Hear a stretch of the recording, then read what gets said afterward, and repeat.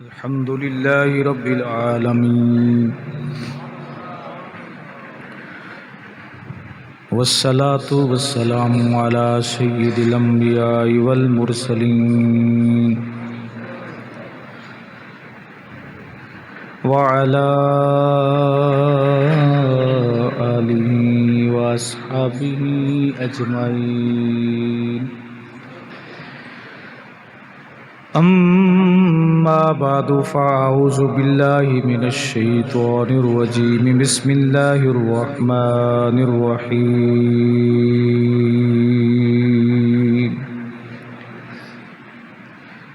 इन्ना नहनु नज़्ज़लना ज़िक्रा व इन्ना लहू लहाफ़िज़ून।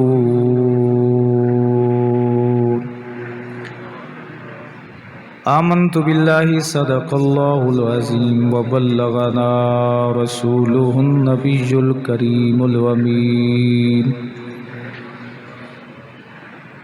इन्नल्लाह व मलाइकतहु युसल्लूना अलन नबी या अय्युहल्लज़ीना आमनू सल्लु अलैहि व सल्लिमू तस्लीमा। अस्सलातु वस्सलामु अलैका या सय्यदी या रसूलल्लाह। अस्सलातु वस्सलामु। आवाज़ ठीक करो यार, थोड़ी ज़्यादा करो। अस्सलातु वस्सलामु अलैका या सय्यदी या ख़ातमल अंबिया वल मुरसलीन व अला आलिका व अस्हाबिका या इमामल अंबिया वल मुरसलीन।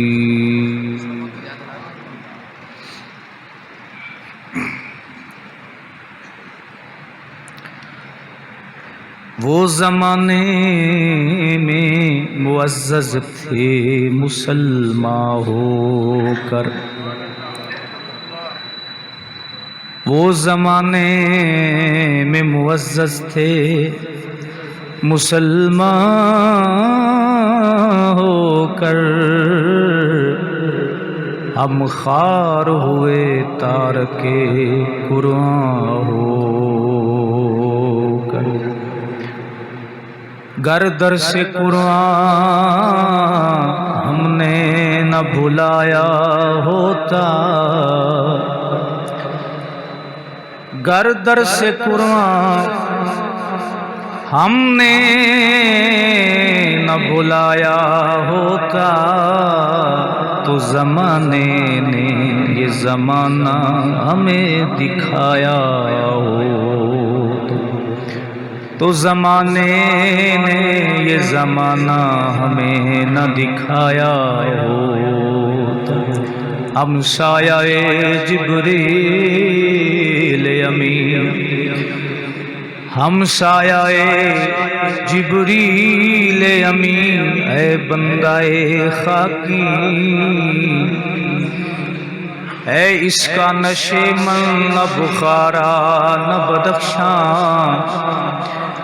हर लहजा है मोमिन की नई आन नई शान।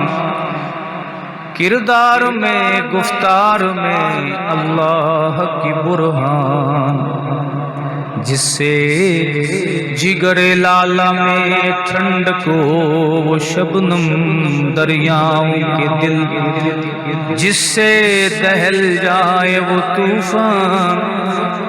कहारियो गफ्फारियो कुद्दूसियो जबरूत, ये चार अनासिर हों तो बनता है मुसलमान। और ये राज किसी को नहीं मालूम के मोमिन, ये राज किसी को नहीं मालूम के मोमिन। कारी नजर आता है हकीकत में कुरान, ये राज किसी को नहीं मालूम के मोमिन कारी नजर आता है, हकीकत में है कुरान। हम्दो सलात के बाद मुअज़्ज़िज़ व मोहतरम अहबाब ज़ीवकार, रमज़ानुल मुबारक का ये आखिरी जुमा शरीफ है। अल्लाह ताला हम सब की हाज़िरी कबूल फरमाए। हमारे जितने अज़ीज़ व अक़रबा, रिश्तेदार, अहबाब सही अक़ीदा इस दुनिया से जा चुके हैं, अल्लाह सब की बख्शिश व मग़फ़िरत फरमाए। रब्बे ज़ुल जलाल ने कुरान मजीद फुरकान हमीद की शान बयान करते इरशाद फरमाया, इन्ना नहनु नज़्ज़लना ज़िक्रा व इन्ना लहू लहाफ़िज़ून, कि इस कुरान को हमने नाजिल किया है और हम खुद ही इसकी हिफाजत करने वाले हैं। कुरान का लफ्ज़ी माना ऐसी किताब जो बहुत ज़्यादा पढ़ी जाती है। पूरी कायनात में कोई एक लम्हा भी ऐसा नहीं है जिस लम्हे कुरान शरीफ की तिलावत कहीं ना कहीं ना होती। और जितनी ये किताब पढ़ी जाती है, इतनी कोई किताब भी दुनिया में नहीं पढ़ी जाती।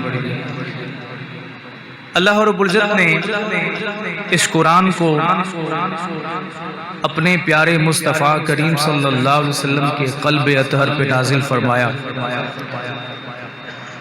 तमाम मखलूक़ात में हुज़ूर नबी करीम सल्लल्लाहु अलैहि वसल्लम बुलंद मर्तबा रखते हैं, और जिसमें मुस्तफ़ा में क़ल्ब मुस्तफ़ा सबसे आला मर्तबा रखता है।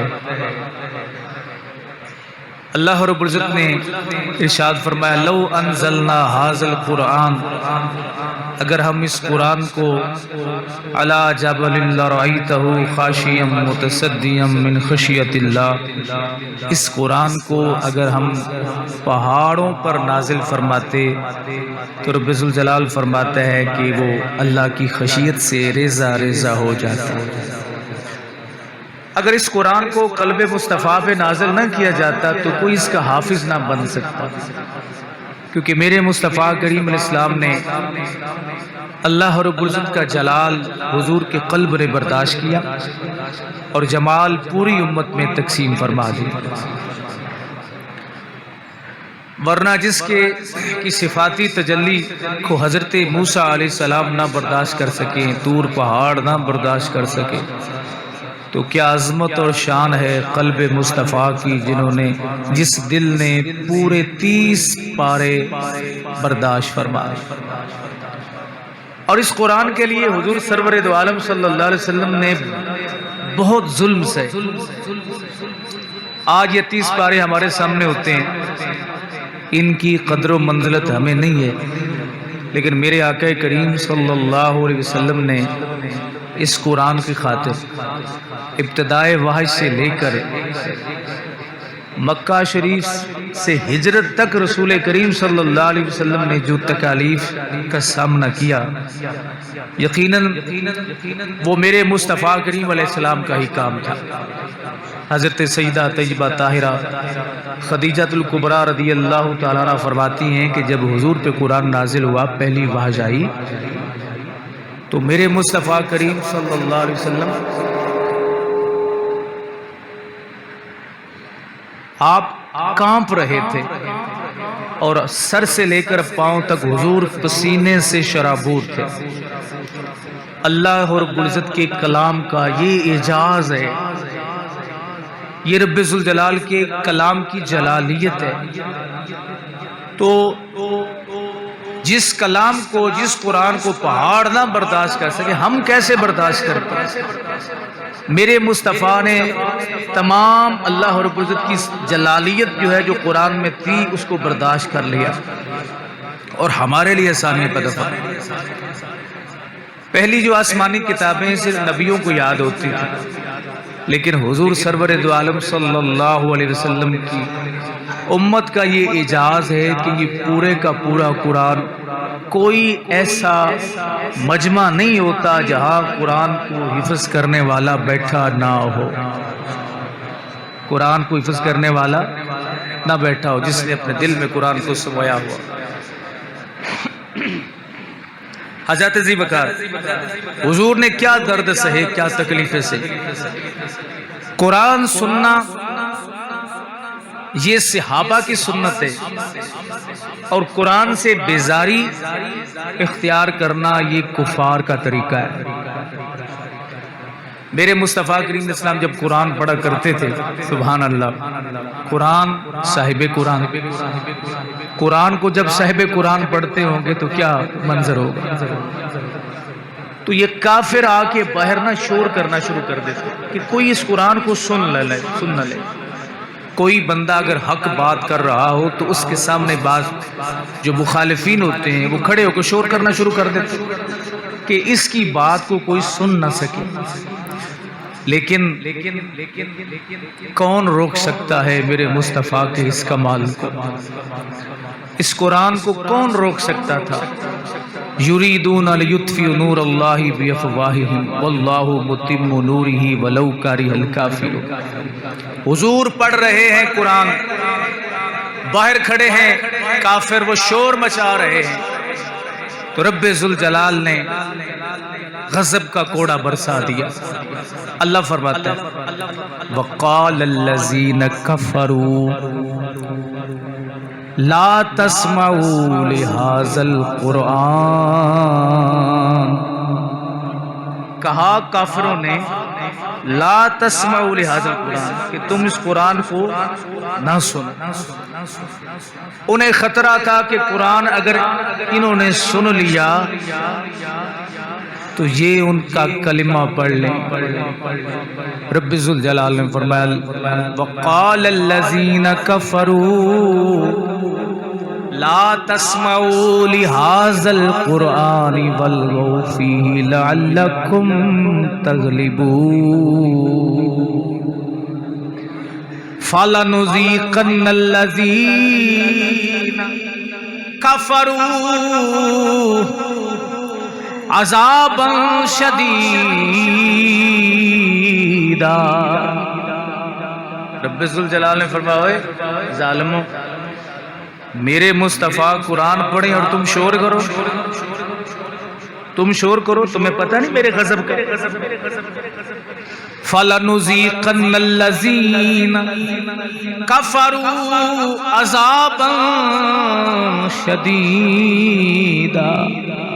अल्लाह ने फरमाया हम जरूर बिज़रूर इन्हें दर्दनाक अजाब चखाएंगे कि कुरान मेरा मुस्तफ़ा पढ़े और ये खामोशी से ना सुने, ये रब को भी अच्छा नहीं लगता। फलनुज़ीक़न्नल्लज़ीन कफ़रू अज़ाबन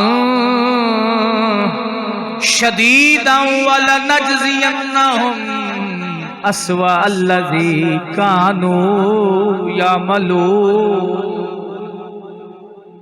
और फिर रब ने फरमाया अभी इक्तिफा नहीं किया, आगे रब फरमाता ज़ालिका जज़ाउ अअदाइल्लाहिन नारु लहुम फ़ीहा दारुल खुल्द। फरमाया कि इन्हें इनकी जज़ा यही है, सज़ा इनकी यही है कि इन्हें जहन्नुम में खुलूद होगा, हमेशा जहन्नुम में। इन्होंने हमारी आयात का मजाक उड़ाया, इस्तेज़ा किया। मेरे महबूब पढ़ते थे कुरान, ये मजाक उड़ाते थे कि शायद इस चिराग की रोशनी दब जाएगी, लेकिन खबर ना थी जालिमों को नूरे हक इस्लाम है, इसको बुझा सकता है कौन, जिसका हामी हो खुदा उसको मिटा सकता है। हुजूर पढ़ते जाते ये मजाक करते जाते, लेकिन मेरे मुस्तफ़ा ने मजाक, इनके मजाक की वजह से कुरान पढ़ना बंद नहीं फरमाया। ये शान है इस कुरान की, कहां से ये अर्शी नगमा मक्के से चला था, पकड़ के मेरे मुस्तफा के ऊपर गंदगी डाली जाती, हुजूर के ऊपर गोबर डाले जाते कि ये कुरान न सुनाए, ये दीने इस्लाम की तबलीग का झंडा न उठाए। लेकिन उम्मुल मोमिनीन सैयदा तैयबा ताहिरा खदीजातुल कुबरा फरमाती हैं, एक दिन मेरे सरताज पे जालिमों ने गोबर ओजड़ी डाली, अबू जहल ने। मेरे मुस्तफा को हम हर में पाक से लेकर घर आए, हुजूर के ऊपर पानी बहाया। मेरे मुस्तफा परेशान थे। मैंने अर्ज किया, मेरे सरताज आप ना घबराएं, आप परेशान ना हो। ये बकते हैं, इन्हें बकने दे, ये बोलते हैं, इन्हें बोलने दे। इंशाअल्लाह मेरा रब वो वक्त जरूर लाएगा, आपके दीन का झंडा चार दांगे आलम में लहराएगा, जमाना तेरे नाम के नारे लगाएगा। और हुजूर इसीलिए फरमाया करते थे उम्मुल मोमिनीन आयशा सिद्दीका रदियल्लाहु ताला अन्हा से, ऐ आयशा मैं खदीजा का जिक्र इसलिए करता हूँ कि तुम उस वक्त मेरी निकाह में आई हो जब सुख है, सारे दुख जो बर्दाश्त किए हैं वो खदीजा।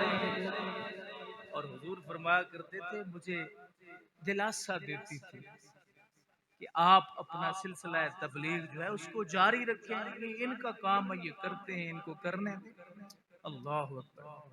तो हजरत जी वकार मेरे मुस्तफ़ा ने दर्द सहे, तकलीफें सही, इस कुरान को बचाया, हम तक पहुंचाया, और हमने माशाल्लाह अलमारियों की जीनत बनाई है। अल्लाह, हमने इसे अलमारियों की जीनत बनाई। कुरान एक ऐसी शय है, अल्लाह रब्बुल इज्जत का वो कलाम है कि जो इससे मुंह फेरता है एक मर्तबा, ये 20 मर्तबा उससे मुंह फेर ले। ये बात याद रखें, जो एक मर्तबा इस कुरान से मुंह फेरे, 20 मर्तबा ये कुरान उसे कंड करता है। हजरत इब्राहिम बिन अदम रदियल्लाहु ताला अन्हु, आप एक मदरसे के बाहर तशरीफ फरमा थे कि एक शख्स घोड़े के ऊपर सवार होके आता है और सामने एक तालिबे इल्म मदरसे से बाहर निकल के बैठा हुआ था। उस शख्स ने उस तालिबे इल्म को थप्पड़ मारना चाहा, तो जो फरमाया, हजरत इब्राहिम बिन अदम उठे, उन्होंने उस शख्स के हाथ को, कलाई को पकड़ लिया। खबरदार, क्या कर रहे हो? उसने कहा, मैं ये मेरे इस्तिकबाल में खड़ा क्यों नहीं हुआ? हाफिज कुरान है, छोटा बच्चा है, और तुम कौन होते हो मेरे हाथ को पकड़ने वाले? इब्राहिम बिन अदम बोले, मैं भी तेरी तरह का अमीर आदमी हूं, लेकिन उस अमीरी में मजा नहीं आया। ये जो लिबास मैंने पहना हुआ है, ये जो वज़ाक़ता मैंने फकीरों वाली बनाई हुई है, इसमें जो लज्जत है वो उस अमीरी में नहीं है। खबरदार, तुमने इसे हाथ क्यों लगाया? कहने लगा, मैं उशर भेजता हूँ, चावल भेजता हूँ, गंदम भेजता हूँ, ये मेरे माल पे पले हुए हैं, ये मेरे माल पे पले हुए। अल्लाह अकबर। हजरत इब्राहिम बिन अदम ने उस जिमींदार को, होता है ना ये घुमंड गुरूर बाज लोग, उससे कहा कि तू क्या समझता है कि ये तेरी गंदम से, तेरे माल से, तेरे चावलों से ये पले हुए हैं? तुम्हें इनकी शान का पता नहीं कि इनका मकाम क्या है? इब्राहिम बिन अदम फरमाने लगे, ये जो सुबह तू सोता है और रब्बे जुल जलाल का अजाब नहीं आता, ये इनकी वजह से। सारी दुनिया ख्वाबे खरगोश में मशगूल होती है, ये सुबह का सवेरा अभी नमूदार नहीं हुआ होता, ये उठ के कुरान को रगड़े लगाते हैं। अल्हम्दुलिल्लाहि रब्बिल आलमीन अर्रहमानिर रहीम मालिकी यौमिद्दीन इय्याका नअबुदु व इय्याका नस्तईन इहदिनस सिरातल मुस्तकीम सिरातल लज़ीना अनअमता अलैहिम गैरिल मग़दूबि अलैहिम वलद्दाल्लीन। तुम सो रहे होते हो, रब्बे जुल जलाल का गजब बढ़ता है तेरी जानब कि ऐ इंसान, मैंने तुम्हें सोने के लिए नहीं बनाया, मैंने तो तुझको शाहकार बनाया और तू मजे से आराम कर। हजरत इब्राहिम बिन अदम फरमाने लगे, जब ग़ज़्ब-ए इलाही लौटता है, दौड़ता है, इस हाफिज का इस तरह कुरान पढ़ना उसे रोकता है। आप फरमाने लगे, ये जो फसलों में फल लगता है, ये जो दाना गंदुम का बनता है, ये इसी कुरान की बदौलत। जिस दिन पूरी दुनिया में कुरान पढ़ना दुनिया ने छोड़ दिया, कुरान पढ़ना बंद कर दिया, इब्राहिम बिन अदम फरमाने लगे वो दिन आखिरी होगा। आप फरमाने लगे, ओए जिम्मेदार साहब जरा गौर फरमाओ, ये जो सूरज ऊपर से आग बरसाता है, गर्मी तमाजुत तुम्हें देता है, कभी इसकी शिद्दत में इजाफा हुआ?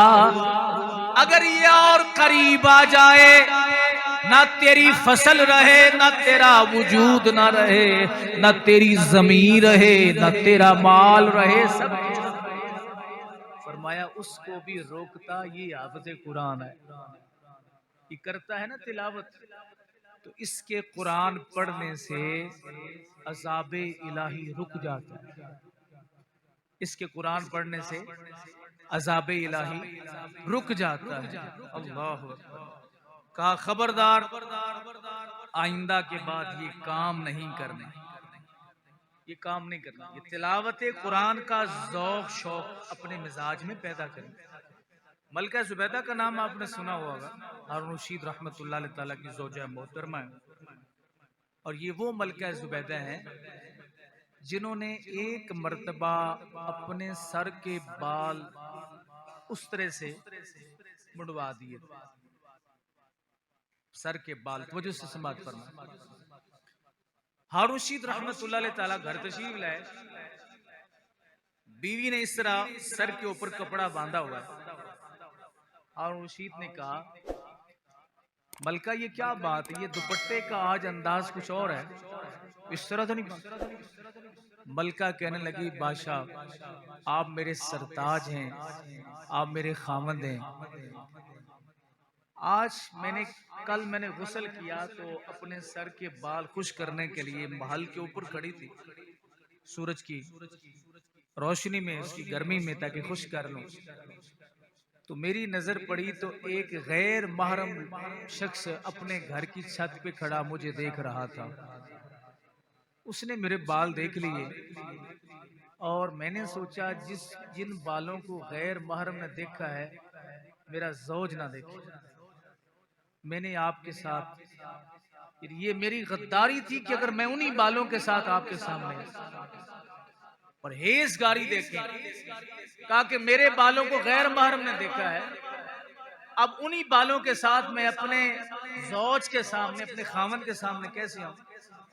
ये वो मलका ज़ुबैदा, कुरान की तिलावत का ज़ौक़ इनका क्या था। मलका ज़ुबैदा 300 लौंडियां मलका ज़ुबैदा ने खरीदी और 300 की 300 ही हाफिजे कुरान। 300 लौंडियां खरीद के, अब कहां बादशाहों को ये खबर होती है, वो तो उस नशे में धुत होते हैं, उन्हें जरा भी इस बारे में ख्याल नहीं होता। उन्हें बुला के अपने महल में कितारें उनकी बनवा के कहा, अपना हिसाब किताब लगाओ, मेरे महल में कोई एक लम्हा भी ऐसा नहीं होना चाहिए कि जिस लम्हे कुरान की तिलावत ना हो, कुरान की तिलावत ना हो, एक लम्हा भी ऐसा नहीं गुजरना चाहिए। 300 लौंडियां हर वक्त, एक बंद होती दूसरी शुरू हो जाती। खलीफा हारून रशीद के महल में हर लम्हे हर घड़ी कुरान मजीद पढ़ा जाता था। साढ़े महल्ला च पढ़ा जाता, पार्लीमेंट हाउस भी पढ़िंदा है ते वजीर आजम हाउस भी पढ़िंदा है ते वजीर आला हाउस ते माशाअल्लाह सुबह शाम तिलावत हुंदी है। समझ आई? ये उस वक्त के बादशाहों का हाल कि हर वक्त हजरत हारून रशीद रहमतुल्लाह तआला के घर में, उनके महल में कुरान मजीद फुरकान हमीद की तिलावत होती रहती थी। 300 हाफिजे कुरान लौंडियां उस कुरान की तिलावत करती रहती। अब आप जरा तवज्जो फरमाएं, इस कुरान की जो तिलावत है ना, सुभान अल्लाह, मेरे मुस्तफ़ा करीम सल्लल्लाहु अलैहि वसल्लम मदीना शरीफ में कुरान मजीद पढ़ रहे थे, फजर की नमाज थी, एक काफिर आया, इसको रसूल करीम सल्लल्लाहु अलैहि वसल्लम की तरफ जासूस बना के मक्का से मदीना भेजा गया। फजर की नमाज का वक्त था, ये मदीना पहुंचा तो मेरे आका करीम अलैहिस्सलाम कुरान पढ़ रहे थे फजर की नमाज, और जब हुजूर कुरान पढ़ते थे फिर क्या मंजर होता। मेरे मुस्तफा कुरान पढ़ते गए, ये पीछे खड़ा बाहर सुनता रहा। अचानक इसके अंदर लर्जा तारी हुआ, मदीना से भागा, सवारी पकड़ी, मक्का आया। काफिरों को बुला कहता है, ये तुम अपना काम खुद संभालो, मैं नहीं ये काम कर सकता। क्यों, क्या हुआ? कहते हैं वो कुरान पढ़ रहे थे, जो किताब उन पे उतरी है वो से पढ़ रहे थे, ऐसे लग रहा था जैसे अजाब मेरी तरफ बढ़ रहा है, जैसे अजाब मेरी तरफ लपक रहा है, मेरी तरफ दौड़ रहा है, बढ़ रहा है।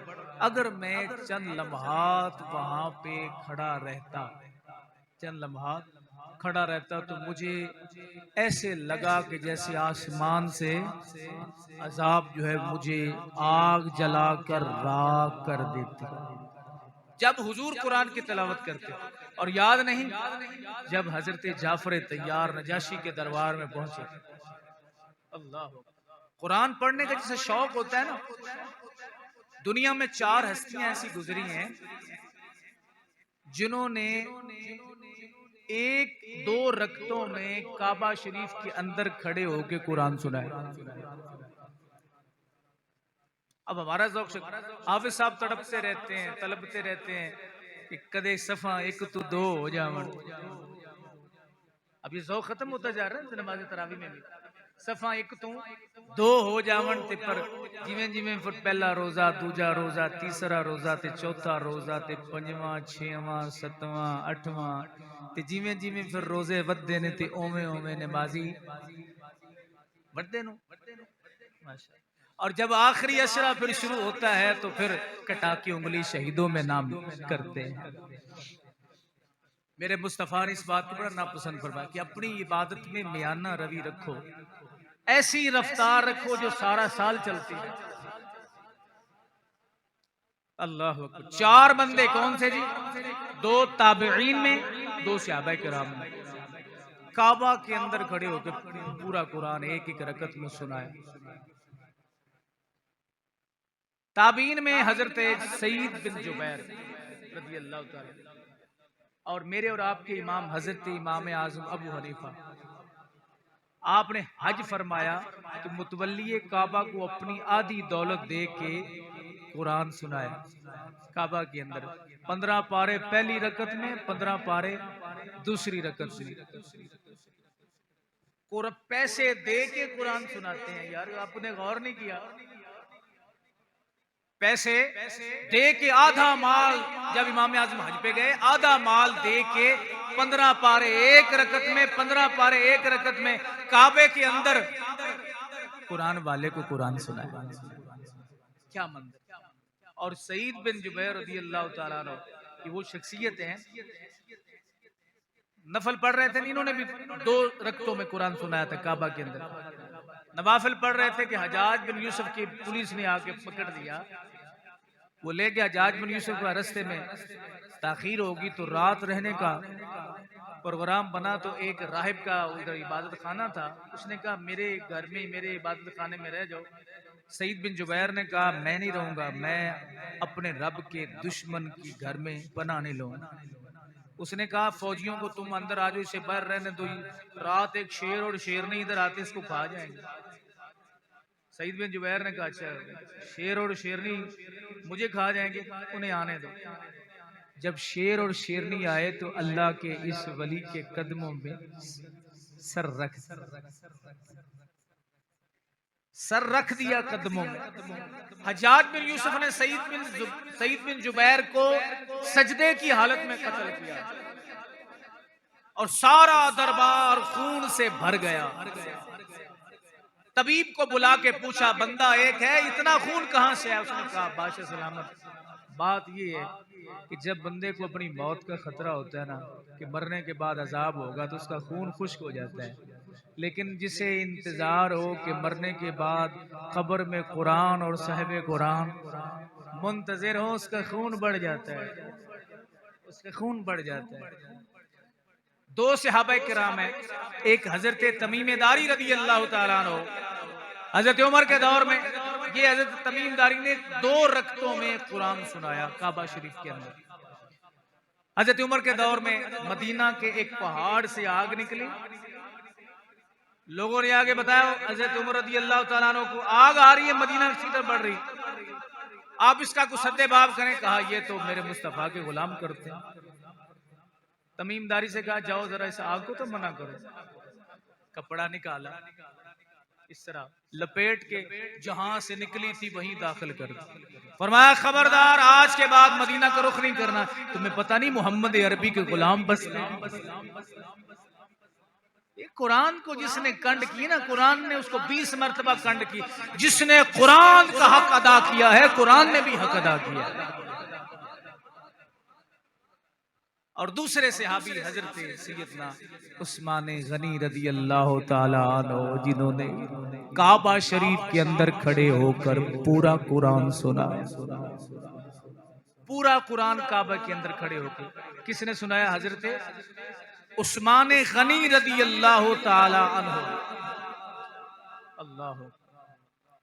हजरत गिरामी, कुरान की वफाएं अगर मैं आपको बताऊं ना, ये एक लंबी तारीख है। हमारे इसी मुल्क पाकिस्तान के बहुत बड़े वजीर गुजरे हैं, नाम लेना मुनासिब नहीं है। उनके 3 बेटे थे,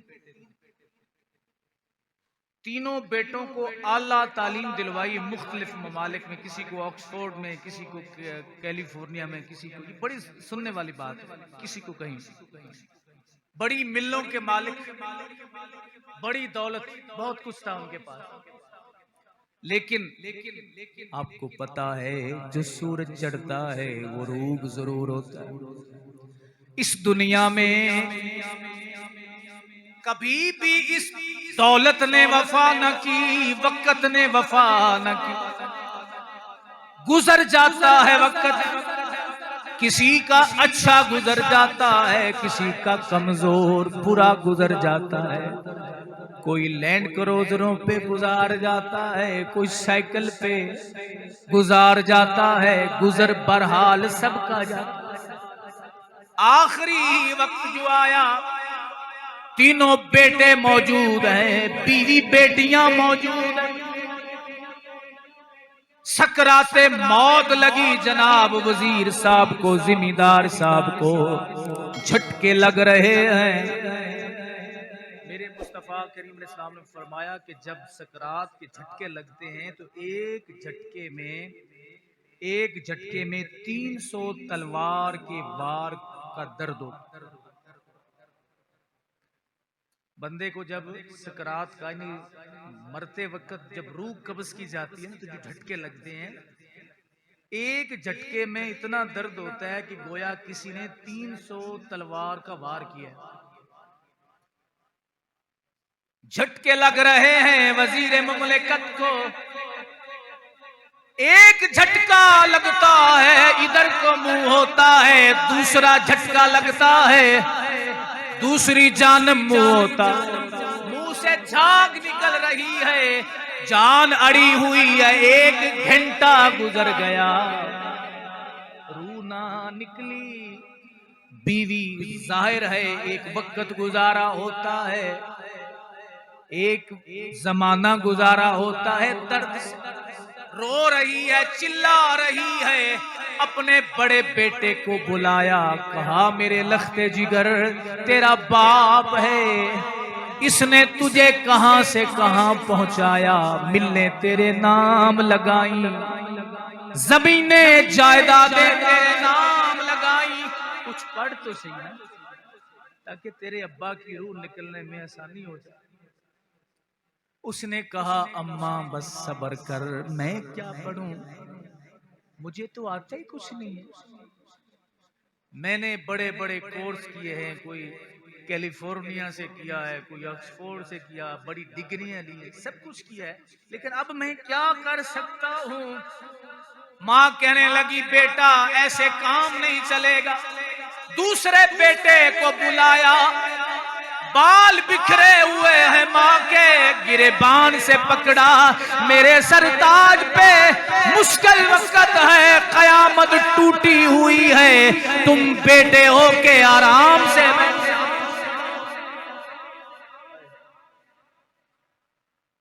बेटे ने कहा अम्मा मैं क्या पढ़ूं, दूसरे बेटे ने, तेरे साथ तो बड़ा प्यार था, तुझे तो तेरे अब्बा ने सब कुछ दिया, तुझे बैंक बैलेंस दिया, तुझे प्लाट तेरे नाम लगाए, बहुत सी शुगर मिलों को भी मालिक थे, कितनी शुगर मिलें तुम्हारे नाम लगाई, लेकिन अब तुम कुछ पढ़ते ही नहीं हो कि मेरे सरताज की रूह निकलने में आसानी हो। अल्लाह, आप जरा गौर फरमाएं, ये मंजर जहन में लाएं कि जब एक घंटा किसी को सकरात लगी रहे और जिस्म से रूह मुनफसिल ना हो तो क्या हालत होती है देखने वाले की, जिसकी निकल नहीं रही उसका तो अब एक अलग बात है, देखने वाला कितना दर्द में होता है, कितना तकलीफ में होता है। छोटे बेटे को बुलाया, कहा है मेरे लख्ते जिगर तू तो छोटा है, तुझसे तेरा बाप बड़ा प्यार करता था, गिरेबान पकड़ा, झटके दे रही है मां, कह रही है जालिमों कुछ करो, पढ़ो अपने बाप के लिए ताकि रूह कब्ज हो जाए, जिस्म से रूह निकल जाए।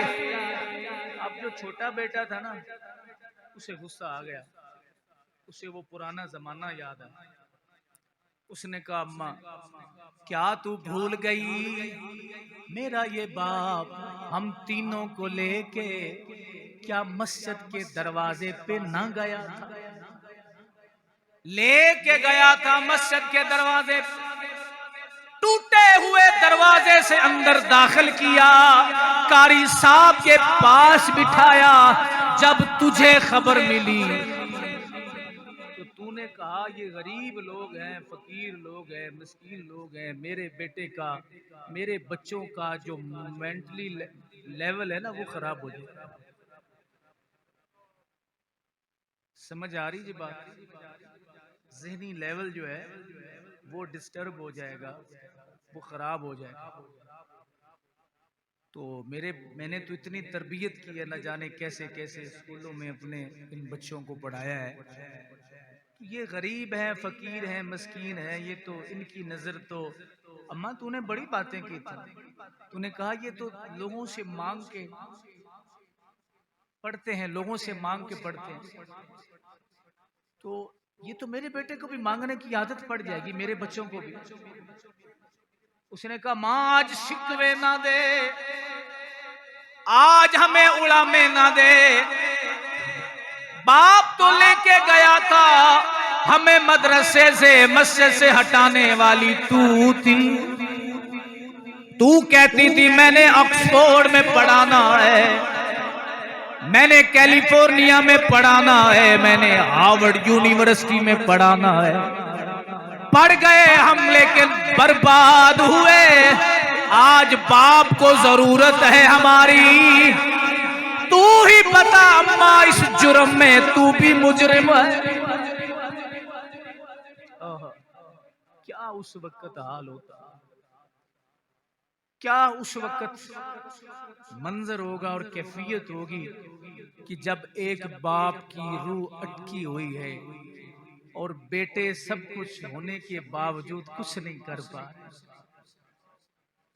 चलें थोड़ी देर बैठ जाते, कोई 2 चैप्टर बायो के पढ़ देते, 2 चैप्टर केमिस्ट्री के पढ़ देते, कोई रियाजी की बातें सुनाते, कोई अच्छे लहजे की इंग्लिश में मजमून पढ़ देते। कभी इस दीवार में जाके टक्कर लगाए, कभी उस दीवार में बीवी जाके टक्कर लगाए, बेटे भी रोए बीवी भी रोए। या अल्लाह हम पर क्या कयामत टूटी है, क्या बनेगा।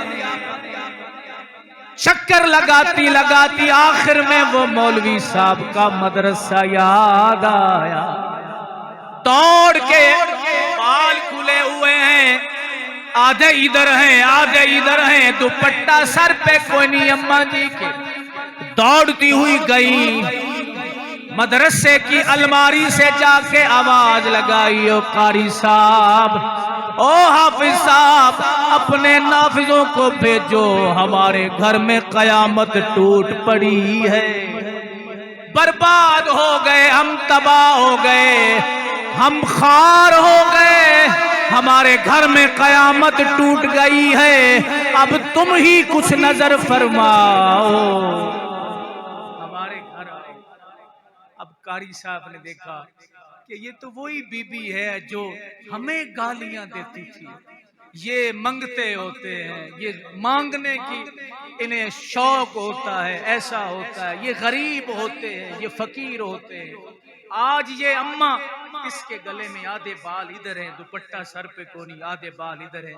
ये आई खड़ी है, कहती क्या है। करीब आए, कहा अम्मा जी समझ नहीं आई। क्या कहा आपने। कहा कारी साहब मेहरबानी फरमाओ, मेरे सरताज पे कयामत टूटी, झटके लग रहे हैं, जिस्म से रूह नहीं निकल रही।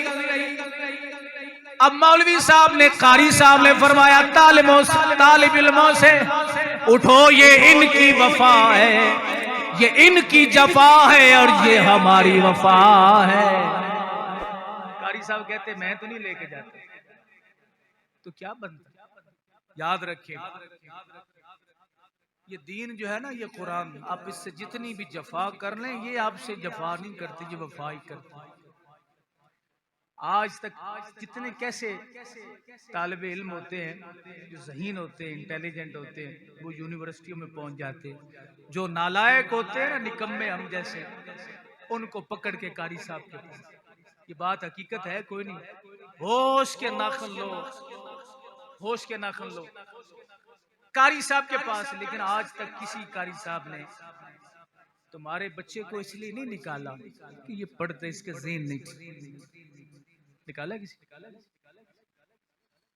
आपके स्कूलों वाले माजरत कर लेते हैं कि ये उल्ट तरक्की कर रहा है, इसको आप घर ले जाए। लेकिन वफा देखें दीन की, कुरान की, कि कभी ये जवाब नहीं आएगा कि ले जाएं अपने बच्चे को। हम आपके बच्चे को मदरसे में नहीं रख सकते, इस वजह से नहीं रख सकते कि ये ज़हनी तौर पे कमजोर है। 10-10 साल में हिफ्ज़ करता, तो 10 साल भला मदरसों में कोई रखता है किसी को, कोई स्कूलों में रखता है। एक ही क्लास में 10 साल गुजर जाए।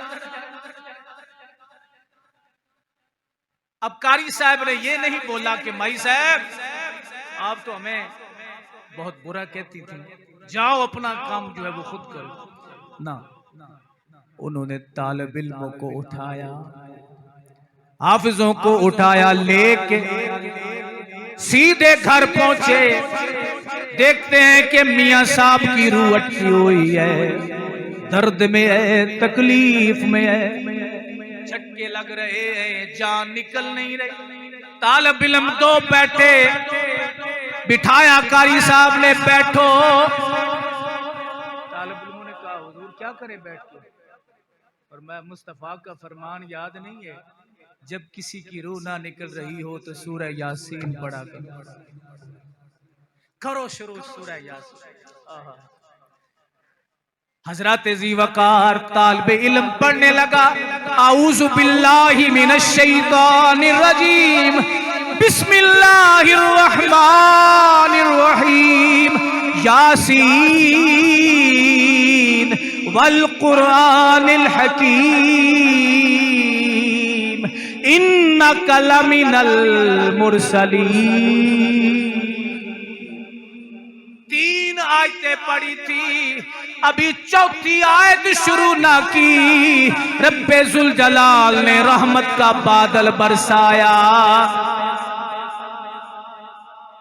रूह कफ से अंसरी से परवाज कर, रूह निकली, जुबान जो बाहर निकली हुई थी अंदर चली गई, वो जुबान मुंह से निकलने वाला झाग भी बंद हो गया।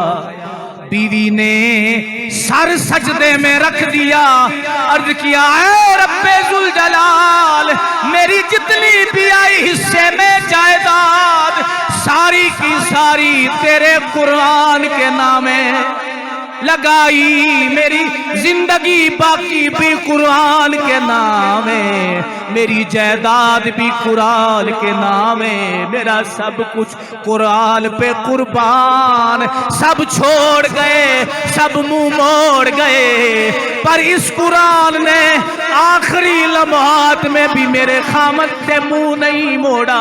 जैसे ही कुरान पढ़ा गया, यासीन वल कुरानिल हकीम, इन्नका लमिनल मुरसलीन। अल्लाह अकबर। उसने कहा जितनी भी मेरी अब जायदाद है सारी की सारी कुरान के नाम है। सारी जायदाद अब बीवी ने वो मिलने किधर गई, सारी मिलने भी कुरान के नाम लगाई, जमीनें भी कुरान के नाम लगाई। कि है दुनिया ये सारी बेवफा, ये सारे रिश्ते छोड़ जाते हैं, जिड़े आखदे सन मरांगे नाल तेरे, अज ओना भी बाजियां हारियां ने, जेड़े तरसते सन तेरी दीद नु दिन राती, अज ओना भी बारियां मारियां ने।